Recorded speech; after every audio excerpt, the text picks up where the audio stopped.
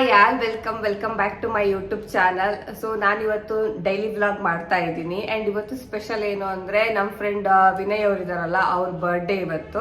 Last 2-3 weeks ಇಂದ ನಾವೇ ಅವ್ರ ಮನೆಗೆ ಹೋಗ್ತಾ ಇದ್ವಿ. ಫಾರ್ ಎ ಚೇಂಜ್ ಇವತ್ತು ನೀವೇ ಮನೆಗೆ ಬನ್ನಿ ಅಂತ ನಾವೇ ಇನ್ವೈಟ್ ಮಾಡಿದೀವಿ. ಅಂಡ್ ಬರ್ಡೇ ಅಲ್ವಾ, ಸೊ ಸಮಥಿಂಗ್ ಸ್ಪೆಷಲ್ ಆಗಿ ಏನಾದ್ರೂ ಸ್ವಲ್ಪ ಮಾಡೋಣ ಅಂತ ಕುಕ್ಕಿಂಗ್ ಅಲ್ಲಿ. ಅಂಡ್ ನಾರ್ಮಲ್ ಆಗಿ ಬರ್ಡೇ ಸಿಂಪಲ್ ಆಗಿ ಮಾಡೋಣ ಅಂತ ಅನ್ಕೊಂಡಿದೀವಿ. ಅಂಡ್ ಲಾಸ್ಟ್ ವೀಕ್ ಕೂಡ ಸಿದ್ದು ಬರ್ಡೇಗೆ ನಾವೇ ಅವ್ರ ಮನೆಗೆ ಹೋಗಿದ್ವಲ್ಲ. ಈ ಸತಿನೂ ಚಿಕ್ಕ ಪಾಪು ಅವರೇ ಬನ್ನಿ ಅಂತ ಕರೆದ್ರು. ಬಟ್ ಅವ್ರಿಗೂ ಒಂದ್ ಸ್ವಲ್ಪ ಚೇಂಜಸ್ ಬೇಕಲ್ವಾ, ಈಗ ಮಗು ಅಂತ ಹೇಳ್ಬಿಟ್ಟು ಮನೇಲೇ ಇದ್ದಾರೆ ತುಂಬಾ ದಿನದಿಂದನು. ಜಸ್ಟ್ ಈಗ 1 ಇಯರ್ ಪಾಪುಗೆ, ಅದಕ್ಕೆ ಇವಾಗ 1 ಇಯರ್ ಆಯ್ತಲ್ವಾ. ಸೊ ಇನ್ನ ಸ್ವಲ್ಪ ಔಟ್ಸೈಡ್ ಹೋಗಕ್ಕೆ ಸ್ಟಾರ್ಟ್ ಮಾಡಬೇಕು ಅಂತ ಮಾತಾಡ್ಕೊಂಡು ಇವಾಗಿಂದ ಸ್ಟಾರ್ಟ್ ಮಾಡ್ತಾ ಇದ್ದೀವಿ. ಲಾಂಗ್ ಗ್ಯಾಪ್ ಆಗ್ಬಿಟ್ಟಿತ್ತು, ನಾವೆಲ್ಲೂ ಔಟ್ಸೈಡ್ ಹೋಗ್ದೇನೆ ಲಾಸ್ಟ್ 1 ಇಯರ್ ಇಂದ. ಸೊ ಇನ್ನ ಸ್ವಲ್ಪ ಸ್ಟಾರ್ಟ್ ಮಾಡೋಣ ಅಂತ. ಅಂಡ್ ಅವರು ಇವಾಗ ಮಾರ್ನಿಂಗ್ ಟೆಂಪಲ್ಗೆ ಹೋಗ್ಬಿಟ್ಟು ಬ್ರೇಕ್ಫಾಸ್ಟ್ ಮುಗಿಸಿ ಡೈರೆಕ್ಟ್ ಆಗಿ ಲಂಚ್ಗೆ ನಮ್ಮನೆಗೆ ಬರ್ತಾ ಇದ್ದಾರೆ. ಸೊ ಅವ್ರು ಬರೋದಕ್ಕಿಂತ ಮುಂಚೆ ಸ್ವಲ್ಪ ಸ್ಟಾರ್ಟ್ ಮಾಡೋಣ. ಇವಾಗ ಕುಕಿಂಗ್ ಸ್ಟಾರ್ಟ್ ಮಾಡಿದ್ದೀನಿ. ಸೊ ಆಲ್ರೆಡಿ ಇಲ್ಲಿ ಖಾರಕ್ಕೆ ಮಸಾಲೆಗೆ ಸಾಂಬಾರಿಗೆ ರೆಡಿ ಮಾಡಿ ಇಟ್ಕೊಂಡಿದ್ದೀನಿ. ಇದನ್ನೊಂದು ಸ್ವಲ್ಪ ಫ್ರೈ ಮಾಡ್ಬೇಕು ಇವಾಗ. ಅಂಡ್ ಇಲ್ಲೂ ಅಷ್ಟೇ ಸ್ವಲ್ಪ ಪಾಯಸ ಮಾಡೋಣ ಅಂತ ಅನ್ಕೊಂಡು ಹೆಸರುಬೇಳೆ ಅಲ್ಲ, ಕಡಲೆಬೇಳೆ ಪಾಯಸ ಮಾಡೋಣ ಅನ್ಕೊಂಡು ಕಡಲೆಬೇಳೆ ಪಾಯಸಕ್ಕೆ ರೆಡಿ ಮಾಡಿ ಇಟ್ಕೊಂಡಿದ್ದೀನಿ. ಸ್ವಲ್ಪ ಸಾಂಬಾರು ಪ್ರಿಪೇರ್ ಮಾಡಬೇಕು. ಅಂಡ್ ಹಲ್ವಾ ಮಾಡೋಣ ಅಂತ ತುಂಬಾ ದಿನದಿಂದ ಅನ್ಕೊಂತಿದ್ದೆ ಹಲ್ವಾ ಮಾಡಬೇಕು ಅಂತ. ಟೈಮ್ ಕೂಡ ಬಂದಿರಲಿಲ್ಲ. ಅಂಡ್ ಮೊನ್ನೆ ಎಲ್ಲ ನಮ್ಮ ಫ್ಯಾಮಿಲಿ ಅವ್ರು ಬಂದಾಗೆಲ್ಲ ಕ್ಯಾರೆಟ್ ಹಲ್ವಾ ಮಾಡಿದ್ದೆ. ಇವತ್ತು ಮತ್ತೆ ಬೇರೆ ಏನಾದ್ರು ಹಲ್ವಾ ಮಾಡೋಣ ಅಂತ ಅನ್ಕೊಂಡು ಕುಂಬಳಕಾಯಿ ಹಲ್ವಾ ಮಾಡ್ತಾ ಇದ್ದೀನಿ. ಎಲ್ಲದಕ್ಕಿಂತ ಹೇಳ್ಬೇಕು ಅಂದ್ರೆ ನಂಗೆ ಎಲ್ಲಾ ಹಲ್ವಾಸ್ಕಿಂತನೂ ಕುಂಬಳಕಾಯಿ ಹಲ್ವಾ ಅಂದ್ರೆ ತುಂಬಾ ಇಷ್ಟ ನನಗೆ ಎಕ್ಸ್ಪೆಷಲಿ. ಅದಕ್ಕೆ ಅವ್ರಿಗೂ ಮಾಡ್ದಂಗ ಆಯ್ತು. ಅಂಡ್ ತುಂಬಾ ಟೈಮ್ ಆಗಿತ್ತಲ್ವಾ, ನಾವು ಏನೂ ಮಾಡಿರ್ಲಿಲ್ಲ, ಅದಕ್ಕೆ ನಮ್ಗೂ ಆಯ್ತು ಅಂತ ಅನ್ಕೊಂಡೆ ಹಲ್ವಾ ಮಾಡೋಣ ಅಂತ ಪ್ರಿಪೇರ್ ಮಾಡ್ತಾ ಇದ್ದೀನಿ. ಸೊ ಸಿದ್ದು ಇದಾರೆ, ಸ್ವಲ್ಪ ವಿಡಿಯೋ ಮಾಡ್ಕೊಡ್ತಿದ್ದಾರೆ. ಎಲ್ಲ ಹಲ್ವಾನು ತಿಂತೀಯ, ಸುಮ್ನೆ ಕುಂಬಳಕಾಯಿ ನಾನು ಸ್ಪೆಷಲ್ ಅಂತ ನನ್ಗೆ ಎಲ್ಲ ಹಲ್ವಾಕಿದ್ರು ಕುಂಬಳಕಾಯಿ ಹಲ್ವಾನೇ ಇಷ್ಟ ತಾನೆ. ಕ್ಯಾರೆಟ್ ಹಲ್ವಾನು ತಿಂತೀನಿ, ಮತ್ತೆ ಆದ್ರೆ ತಿನ್ನೋದೇ ಬೇರೆ, ಇಷ್ಟನೇ ಬೇರೆ ತಾನೆ. ಹಂಗೆ ಈಗ ನಿನ್ಗೆ ಯಾವ ಹಲ್ವಾ ಇಷ್ಟ? ನಂಗೆ ಎಲ್ಲ ನಿಂಗೆ ಎಲ್ಲ ಸ್ವೀಟ್ ಇಷ್ಟ, ನಂಗೆ ಗೊತ್ತು. ಅವ್ನು ಸ್ವಲ್ಪ ತುಂಬಾ ಸ್ವೀಟ್ ಪರ್ಸನ್, ಸ್ವಲ್ಪ ಅಲ್ಲ ತುಂಬಾ. ತುಂಬಾ ತಿನ್ನಲ್ಲ ನಾನು, ಆದ್ರೂ ತಿನ್ನೋದು ಸ್ವಲ್ಪನೇ, ಬಟ್ ಓಕೆ ಎಲ್ಲ ಸ್ವಲ್ಪ. ಆದ್ರೂ ಅವಾಗ ಸ್ವೀಟ್ ಇರ್ಲೇಬೇಕು, ಏನಾದ್ರೂ ಸ್ವೀಟ್ ಮಾಡ್ತಾನೆ ಇರ್ಬೇಕು. ಅದು ಮಾಡ್ತಿರ್ತೀವಿ. ಸ್ವಲ್ಪ ಸ್ನಾಕ್ಸ್ ಸ್ವೀಟ್ಸ್ ಆತರ ಅದೇ ಸ್ವಲ್ಪ ಜಾಸ್ತಿ ನಾವು ತಿನ್ನೋದು. ಅದಕ್ಕೆ ತುಂಬಾ ದಿನ ಆಯ್ತಲ್ಲ ಮಾಡಿರ್ಲಿ. ಫ್ರೆಂಡ್ಸ್ ಬರ್ತಾರಂತ ಮಾಡ್ತಿದ್ಯಾ? ಫ್ರೆಂಡ್ಸ್ ಮತ್ತೆ ಫ್ರೆಂಡ್ಸ್ ಬರ್ತಾ ಇದಾರಂತಾನೆ ಮಾಡ್ತಾ ಇದ್ದೀನಿ, ಹಂಗೆ ಅನ್ಕೋ. ನಮ್ಗೂ ಆಯ್ತು ಅವ್ರಿಗೂ ಆಯ್ತು ಅಂತ ಅಷ್ಟೇ. ಹಂಗೆ ಇವಾಗ ಒಂದ್ 2-3 ವಾರದಿಂದನೂ ಅವ್ರ ಮನೆಗೆ ಹೋಗ್ತಿದೀವಲ್ವಾ, ಪಾಪ ಅವ್ರಿಗೂ ಸ್ವಲ್ಪ ಚೇಂಜಸ್ ಇರ್ಲಿ, ಅವರು ಸ್ವಲ್ಪ ಮನೆ ಬಿಟ್ಟು ಹೊರಗಡೆ ಬರ್ಲಿ ಅಂತ. ಸೊ ಇವಾಗ ನಾನು ಹಲ್ವಕ್ ರೆಡಿ ಮಾಡ್ಕೊಂತೀನಿ. ಜಾಸ್ತಿ ಏನು ಕುಕಿಂಗ್ ವಿಡಿಯೋ ಮಾಡ್ತಾ ಇಲ್ಲ ನಾನು. ಸರಿ ನೀನ್ ಮಾಡ್, ನಂಗೆ ಸ್ವಲ್ಪ ಕೆಲಸ ಇದೆ, ಆಚೆ ಹೋಗ್ಬರ್ತೀನಿ. ಸರಿ. ಸಿದ್ದು ಒಂದ್ ಸ್ವಲ್ಪ ಕೆಲಸ ಇದೆ ಅಂತ ಆಚೆಗೆ ಹೋದ್ಮೇಲೆ ನಾನು ಅಷ್ಟು ಕುಂಬಳಕಾಯಿನ ಚೆನ್ನಾಗಿ ತುರ್ಕೊಂಡೆ. ಬಟ್ ಏನು ಅಂತ ಅಂದ್ರೆ ತುರಿದಾದ್ಮೇಲೆ ನೋಡ್ತೀನಿ ಅದು ಸ್ವಲ್ಪನೇ ಆಗೋಯ್ತು ಆಯ್ತಾ. ಅದನ್ನ ನಾನು ಇಲ್ಲೇ ಪಕ್ಕದಲ್ಲೇ ಶಾಪಿಂದ ತಗೊಂಡ್ ಬಂದಿದ್ದೆ. ಅಂಡ್ ಅದು ತುಂಬಾ ಗಟ್ಟಿ ಕೂಡ ಇತ್ತು, ಒಂದ್ ಸ್ವಲ್ಪ ಆಲ್ರೆಡಿ ಬೆಂಡ್ ಆಗಿದೆ ಅಂತ ಹೇಳ್ತೀವಲ್ಲ ನಾರ್ಮಲ್ ಆಗಿ ನಾವು, ಆ ತರ ಫುಲ್ ಬೆಳ್ತೋಗ್ಬಿಟ್ಟಿತ್ತು. ಅದಕ್ಕೆ ಸಾಕು ಆಗಲ್ಲ ಅಂತ ಅನಿಸ್ತು. ಎಗೈನ್ ಮತ್ತೆ ನಾನು ಇನ್ಸ್ಟಾಮಾರ್ಟಿಂದ ಮತ್ತೆ ಇನ್ನೊಂದು ಕುಂಬಳಕಾಯಿನ ಆರ್ಡರ್ ಮಾಡಿದೆ, ಅದು ಕೂಡ ಬಂತು.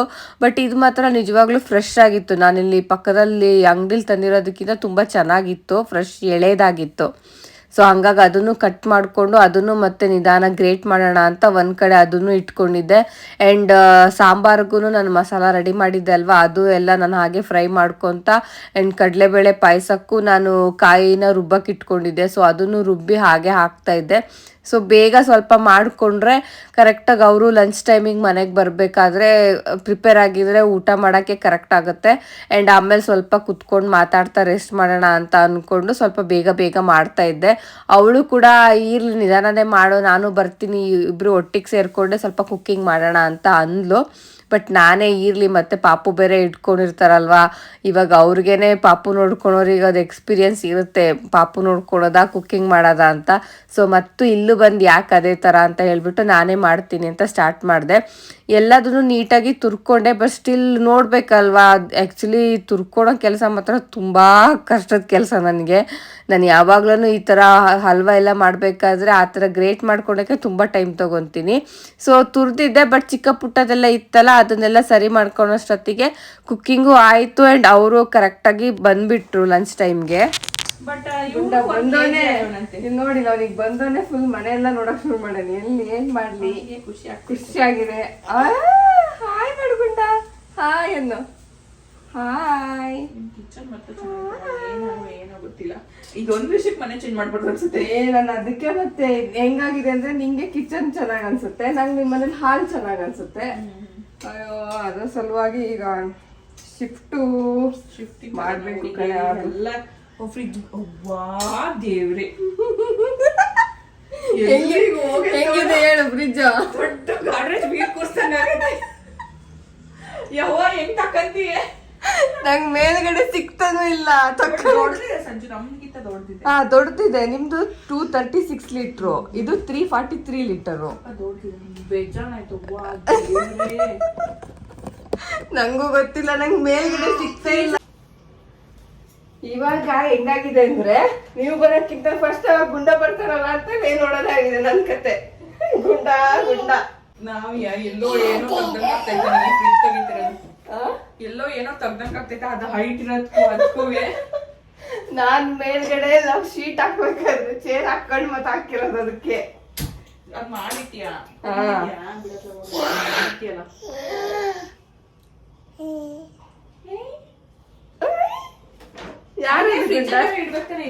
ಅದು ನೀನ್ ಬಿಡು. ನೋಡು ಕೇಕ್ ಹೆಂಗಾಗಿದೆ ನೋಡಿ ಫ್ರೆಂಡ್ಸ್. ತರೋಣ ಅಂತ ಅನ್ಕೊಂಡ್ವಿ ಹೋಗಿ, ಬಟ್ ಟೈಮ್ ಆಗಿಲ್ಲ ಅನ್ಬಿಟ್ಟು ಆನ್ಲೈನ್ ಅಲ್ಲಿ ತರ್ಸಿದ್ವಿ. ಅದ್ ಬರೋದ್ರೊಳಗಡೆ ಕಟ್ ಆಗಿ ಬಂದ್ಬಿಟ್ಟಿದೆ. ಹೋಗೆ ಈ ಕೇಕ್ ನೀನೇ ಕಟ್ ಮಾಡ್ಸೋದು. ಅದಕ್ಕೆ ಇಬ್ರು ನಾನು ತಗೊಂಡ್ ಬಂದೆ, ನೀನ್ ಆರ್ಡರ್ ಮಾಡಿದೆ ಅಂತ ಇಬ್ರು ಅದನ್ನೇ ಮಾಡ್ತಾ ಕೂತಿರಿ ಇಷ್ಟೋ ತನಕ. ಖುಷಿ ಅವನಿಗೆ ಮೊಬೈಲ್ ನೋಡಿದ್ರೆ ಖುಷಿ ಆಗತ್ ನೋಡು ಅವನಿಗೆ. ಹೋಗ್ಲಿ ಬಿಡು, ಅಪ್ಪ ತಿಂದ್ರೇನು ನೀ ತಿಂದ್ರೇನಲ್ವಾ, ನೀನೇ ಫಸ್ಟ್ ತಿನ್ನು. ಹಾಳಾಗಿದೆ ಕೇಕು. ಊಟ ಮಾಡ, ಖುಷಿ ಆಗೋಯ್ತು ಅವನಿಗೆ. ಫಸ್ಟು ಗುಂಡಂಗೆ ಒಂದ್ಸತಿ ನಾವು ಊಟ ಮುಗಿಸ್ಬಿಟ್ಟು ನೆಕ್ಸ್ಟ್ ಆಮೇಲೆ ನಾವು ಊಟ ಮಾಡೋಣ ಅಂತ ಅಂದ್ಕೊಂಡು ಅವನಿಗೆ ಒಂದ್ಸತಿ ಫುಲ್ ಊಟ ಮಾಡಿಸ್ಬಿಟ್ವಿ. ಸ್ವಲ್ಪ ರೈಸ್ನ ಸಾಫ್ಟಾಗೆ ಮಾಡಿದ್ದೆ ಅವನಿಗಂತಾನೆ. ಸೊ ಅವನು ಊಟ ಆದಮೇಲೆ ನಾವೆಲ್ಲ ಹಾಗೆ ಮಾತಾಡ್ಕೊಂತ ಕೆಳಗಡೆನೆ ಕುತ್ಕೊಂಡು ಊಟ ಮಾಡೋಣ ಅಂತ ಹೇಳ್ಬಿಟ್ಟು ಊಟ ಸ್ಟಾರ್ಟ್ ಮಾಡಿದ್ವಿ. ಆ್ಯಂಡ್ ಐಟಮ್ಸು ಎಲ್ಲ ಚೆನ್ನಾಗಿ ಆಗಿತ್ತು.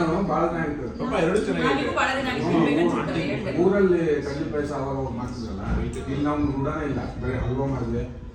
ಮೊನ್ನೆ ಅವ್ರು ಬಂದಾಗ ಕ್ಯಾರೆಟ್ ಹಲ್ವಾ ಮಾಡಿದ್ವಿ, ಅದು ಸಾಕಾಗುತ್ತೆ. ಇವರು ಚೆನ್ನಾಗಿ ಬರೋದು ತುಪ್ಪದಲ್ಲಿ ಮಾಡ್ತಾರ. ನಮ್ಮ ಮನೆಯಲ್ಲಿ ತುಪ್ಪ ಅಂದ್ರೆ ಮೇಲ್ಗಡೆ ಹಾಕೋದು ಆ ಥರ.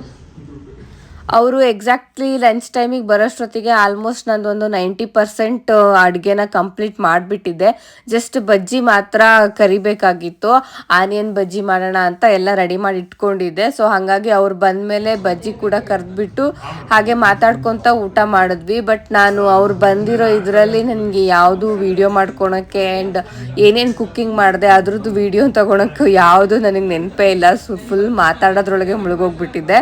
ಆ್ಯಂಡ್ ನಾನು ತುಂಬ ಏನು ಹೆವಿ ಐಟಮ್ ಮಾಡಿರಲಿಲ್ಲ, ಸ್ವಲ್ಪ ಮಾಡಿದ್ದೆ ಅಷ್ಟೇ. ರೈಸು, ಸಾಂಬಾರು ಆ್ಯಂಡ್ ಕಡಲೆಬೇಳೆ ಪಾಯಸ, ಹಲ್ವಾ ಮತ್ತು ಹಪ್ಪಳ ಕರೆದಿದ್ದೆ ಆ್ಯಂಡ್ ಉಪ್ಪಿನಕಾಯಿ ಇತ್ತು. ಸೊ ಸಾಕು ಅಂತ ಹೇಳ್ಬಿಟ್ಟು ಅಷ್ಟೇ ಸಿಂಪಲಾಗಿ ಊಟ ಕಂಪ್ಲೀಟ್ ಮಾಡಿಬಿಟ್ಟು ಹಾಗೆ ಸ್ವಲ್ಪ ಮಾತಾಡ್ತಾ ರೆಸ್ಟ್ ಮಾಡ್ತಿದ್ವಿ. ಗುಂಡ ಹಾಯ್ ಹಾಯ್ ಮಾಡು, ಅಲ್ಲಿ ಫೋಟೋ ಹಾಯ್ ಮಾಡು, ಫೋಟೋ ಹಾಯ್ ಮಾಡು. ಹಾಯ್ ಯಾವಾಗಾದರೂ ಅರ್ಜೆಂಟಾಗಿ ಏನಾದ್ರು ಯಾರು ಬರ್ತಿದ್ದಾರೆ ಅಂದಾಗ ಕುಕ್ಕಿಂಗ್ ಮಾಡ್ತೀವಲ್ಲ, ಆ್ಯಕ್ಚುಲಿ ಅದೇ ತುಂಬ ಚೆನ್ನಾಗಿ ಬಂದಿರುತ್ತೆ. ನಾವು ಚೆನ್ನಾಗಿ ಮಾಡಬೇಕು ಅಂತ ಅಂದ್ಕೊಂಡು ಯಾವಾಗ ಮಾಡೋಕ್ಕೆ ಹೋಗಿರ್ತೀವೋ ಅದಂತೂ ನಿಜವಾಗ್ಲೂ ಚೆನ್ನಾಗಾಗಿರಲ್ಲ. ಎಕ್ಸ್ಪೆಷಲಿ ನಂದಂತೂ ಅದೇ ಥರನೇ. ಬಟ್ ಇವತ್ತು ಸ್ವಲ್ಪ ಅರ್ಜೆಂಟಾಗಿ ಮಾಡಿದ್ರೂ ಎಲ್ಲ ಐಟಮು ತುಂಬ ಚೆನ್ನಾಗಿ ಬಂದಿತ್ತು, ಎಲ್ಲದು ಪರ್ಫೆಕ್ಟಾಗೇ ಇತ್ತು. ಹಾಗಾಗಿ 4 ಜನಗೂ ತುಂಬ ಖುಷಿಯಾಗೋಯ್ತು, ಚೆನ್ನಾಗಾಗಿತ್ತಲ್ಲ ಊಟ ಅಂತ. ಸೊ ಹಾಗೆ ಊಟ ಮಾಡಿಕೊಂಡು ಗುಂಡ ಬೇರೆ ಇದ್ವಲ್ಲ, ಅವನನ್ನು ಕೂಡ ಹಿಡ್ಕೊಂಡು ಹಾಗೆ ಟಾಪಿಕ್ಗಳನ್ನ ತಗೊಂಡು ಡಿಸ್ಕಷನ್ ಮಾಡ್ತಾ ಇದ್ವಿ ಅಷ್ಟೇ. ಸುಮ್ಮನೆ ಅದು ಇದು ರೀಲ್ಸ್ ಎಲ್ಲ ನೋಡ್ತಾ ಇದ್ವಿ. ಆ್ಯಂಡ್ ನೆಕ್ಸ್ಟು ಸ್ವಲ್ಪ ಹೊರಗಡೆ ಬೇರೆ ಹೋಗಬೇಕಾಗಿತ್ತು, ಅದನ್ನು ಬೇರೆ ಪ್ಲ್ಯಾನ್ ಮಾಡ್ಕೊತ ಎಷ್ಟೊತ್ತಿಗೆ ಹೋಗೋಣ ಅಂತ ಅಂದ್ಕೊಂಡಿದ್ವಿ. ಏನು ಮಾಡ್ತಿದ್ಯಾ ಗುಂಡ? ಏನು ಮಾಡ್ತಿದ್ಯಾ?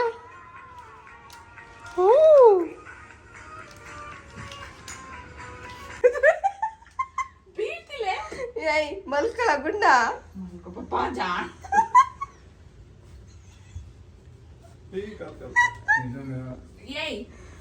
ಮಕ್ಕಳ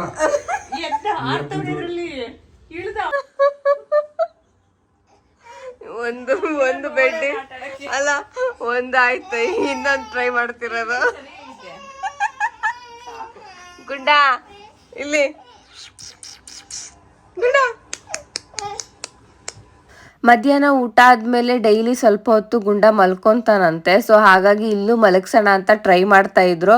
ಮನೆಯಿಂದನೇ ಅವ್ನು ಬೆಡ್ ಕೂಡ ತೊಗೊಂಡು ಬಂದಿದ್ರು, ಈ ಥರ ಟ್ರಾವೆಲ್ ಮಾಡಬೇಕಾದ್ರೆ ಯೂಸ್ ಮಾಡೋದು. ಬಟ್ ಅದರಲ್ಲೂ ಅವ್ನು ಮಲ್ಗಕ್ಕೆ ಕೇಳ್ತಾ ಇರಲಿಲ್ಲ. ಆ್ಯಂಡ್ ಸ್ಯಾರಿ ಹಾಕಿ ಬೆಡ್ಶೀಟ್ ಹಾಕಿದ್ವಿ, ಅದರಲ್ಲೂ ಅವ್ನು ಮಲ್ಗಕ್ಕೆ ಕೇಳ್ತಾನೆ ಇರಲಿಲ್ಲ. ಹಾಗೆ ಇಟ್ಕೊಂಡು ಆಟ ಆಡಿಸ್ತಾ ಇದ್ವಿ. ಆ್ಯಂಡ್ ಆಗಲೇ ಹೇಳಿರೋ ಥರ ಒಂದು ಕೇಕ್ ತಂದಿದ್ದು ಹಾಳಾಗೋಯ್ತಲ್ಲ, ಸೊ ಅದನ್ನೇನು ಕಟ್ ಮಾಡಿಸೋದು ಅಂತ ಹೇಳ್ಬಿಟ್ಟು ಮತ್ತೆ ಒಂದು ಕೇಕ್ ತರಿಸಿದ್ವಿ. ಅದು ಕೂಡ ಹಾಗೆ ಆಗೋಗ್ಬಿಟ್ಟಿತ್ತಾಯ್ತಾ, ಅದು ಕೂಡ ಹಾಳಾಗಿದೆ. ಹೆಸರು ಮಾತ್ರ ಕರೆಕ್ಟಾಗಿ ವಿನಯ್ ಅಂತ ಕಾಣಿಸ್ತಾ ಇತ್ತು, ಕೇಕ್ ಮಾತ್ರ ಬರಬೇಕಾದ್ರೇ ಡ್ಯಾಮೇಜ್ ಆಗಿದೆ.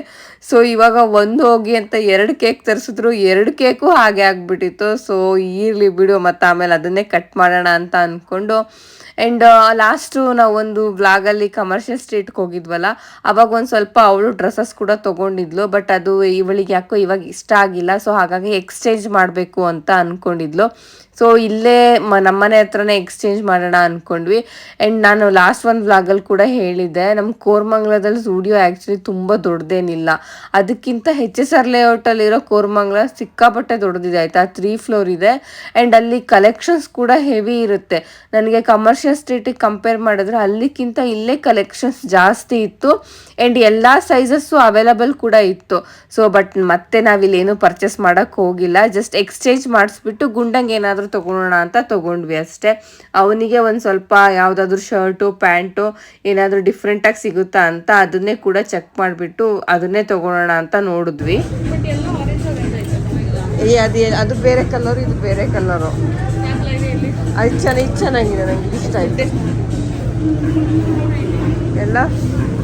ಆ್ಯಂಡ್ ಗುಂಡಂಗೆನೆ ನಾವು 1-2 ಶರ್ಟು ಮತ್ತು 1-2 ಚಿಕ್ಕ ಪ್ಯಾಂಟು ಮತ್ತು ಶಾರ್ಟ್ಸ್ ಥರದ್ದನ್ನೇ ತೊಗೊಂಡ್ವಿ. ಆ್ಯಂಡ್ ಆಲ್ರೆಡಿ ನೈಟ್ ಆಗಿಬಿಟ್ಟಿತ್ತಲ್ವ, ಸೊ ಮನೆಗೆ ಹೋಗೋಣ ಅಂತ ಅವನಲ್ಲೇ ಜುಡಿಯೋ ಎದುರುಗಡೆ ಇದೊಂದು ಲೈಟ್ ಬಲೂನ್ ಕೂಡ ಇತ್ತು, ಅದು ಬೇಕು ಅಂತ ಹಠ ಮಾಡ್ದ. ಸೊ ಅದನ್ನು ಕೂಡ ತೊಗೊಂಡು ಮನೆಗೆ ಬಂದುಬಿಟ್ಟು ಕೇಕ್ ಕಟ್ ಮಾಡೋಣ ಅಂತ ಹೇಳ್ಬಿಟ್ಟು ಕೇಕ್ ಕಟ್ ಮಾಡಿದ್ವಿ. Happy birthday to you. Happy birthday. Cut ಮಾಡು ಪಪ್ಪ ಇವತ್ತು ಮತ್ತೆ. Happy birthday. ಮಾಡು ನಿಂದೆ ಬರ್ಡೇ ಅಂತ ಕಟ್ ಮಾಡು. Happy birthday to me. Happy birthday to you. Happy birthday to you. Happy birthday to you ಗುಂಡ. ಹ್ಯಾಪಿ ಬರ್ಡೇ ದೊಡ್ಡ ಗುಂಡ.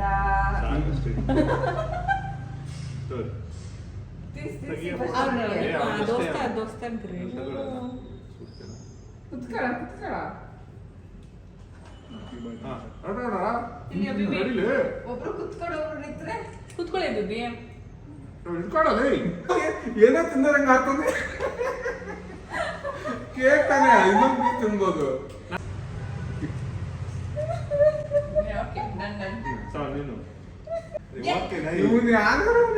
ಓಕೆನಾ?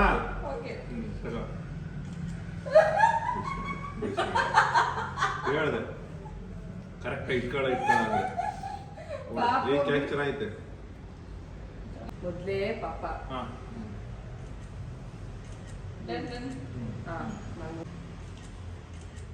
ಅಲ್ಲಿ ನೋಡು ಗುಡ್ಡ, ಅಲ್ಲಿ ನೋಡು. ಅಲ್ಲಿ ನೋಡಲಿ ಈ ಕಡೆ ನೋಡಿ ಗುಂಡ ಈಗ ಎಕ್ಸಾಕ್ಟ್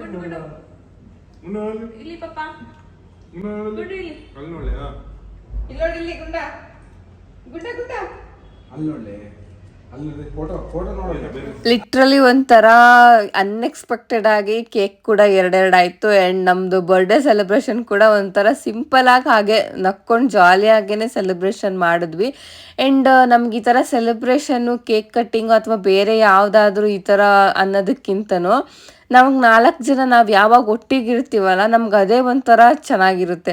ಬಿಕಾಸ್ ಒಂಥರ ನಮ್ಮ 4 ಜನದ್ದು ಮೈಂಡ್ ಸೆಟ್ ಒಂದೇ ರೀತಿ ಇರೋದಕ್ಕೆ ಕರೆಕ್ಟಾಗಿ ನಮಗೆಲ್ಲರಿಗೂ ಮ್ಯಾಚ್ ಆಗುತ್ತೆ. ಒಂದೇ ಥರ ಥಿಂಕ್ ಮಾಡ್ತೀವಿ. ನಾವು ತೊಗೊಳೋ ಡಿಸಿಷನ್ಸು ಅಷ್ಟೇ ಎಲ್ಲದೂ ಒಂದೇ ಥರನೇ ಇರುತ್ತೆ. ಒಂಥರ ನಾವು 4 ಜನ ಒಟ್ಟಿಗಿದ್ರೆ ನಮ್ಗೆ ಅದೇ ಹಬ್ಬ.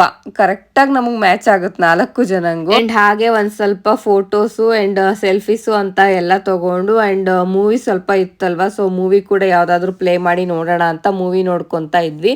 ಆ್ಯಂಡ್ ನಾನು ಫ್ರಿಜ್ ಪಕ್ಕ ಒಂದು ಚಿಕ್ಕ ರ್ಯಾಕರ್ ಬೇಕಿತ್ತು, ಸೊ ಅದನ್ನು ಕೂಡ ಅಮೆಝಾನಲ್ಲಿ ಆರ್ಡ್ರ್ ಮಾಡಿದ್ದೆ. ಅದು ಕೂಡ ಬಂದಿತ್ತು. ಹೆಂಗೆ ಬಂದಿದೆ ಗೊತ್ತಿಲ್ಲ, ಉಲ್ಟಾ ಓಪನ್ ಮಾಡಿದ್ದೀವಿ.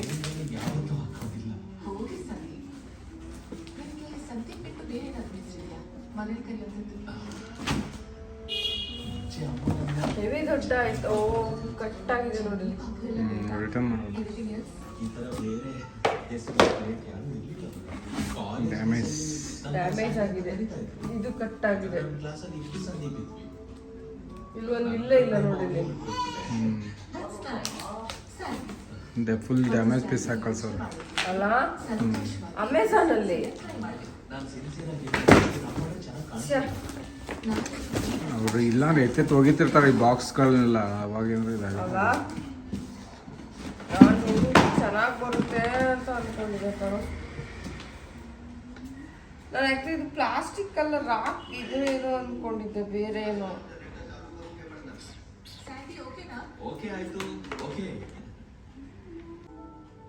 ಚೆನ್ನಾಗಿಲ್ಲ ಬಿಡು, ವಾಪಸ್ ಮಾಡು. ಅಲ್ವಾ ಕಟ್ ಆಗಿದೆ.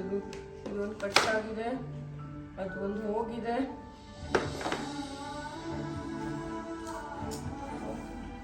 ಡ್ಯಾಮೇಜ್ ಆಗಿದೆ, ಡ್ಯಾಮೇಜ್ ಪೀಸ್. ಇಲ್ಲೂ ನೋಡಿ, ಇಲ್ಲೂ ಕಟ್ಟಾಗಿದೆ, ಇಲ್ಲೂ ಕಟ್ಟಾಗಿದೆ. ಸ್ವಲ್ಪನೂ ಚೆನ್ನಾಗಿರಲಿಲ್ಲ. ಫಸ್ಟ್ ಟೈಮ್ ನಾನು ಅಮೆಝಾನಲ್ಲಿ ಆರ್ಡ್ರ್ ಮಾಡಿದ್ದು ಯಾವುದಾದ್ರೂ ಐಟಮು ಇಷ್ಟೊಂದು ಡ್ಯಾಮೇಜ್ ಆಗಿ ಬಂದಿರೋದು. ನೋಡೋಣ, ರಿಟರ್ನ್ಗೆ ಹಾಕಿದ್ದೀನಿ. ಆ್ಯಂಡ್ ಈ ವಿಡಿಯೋನ ಇಲ್ಲಿಗೆ ನಾನು ಎಂಡ್ ಮಾಡ್ತಾ ಇದ್ದೀನಿ. Thank you for watching.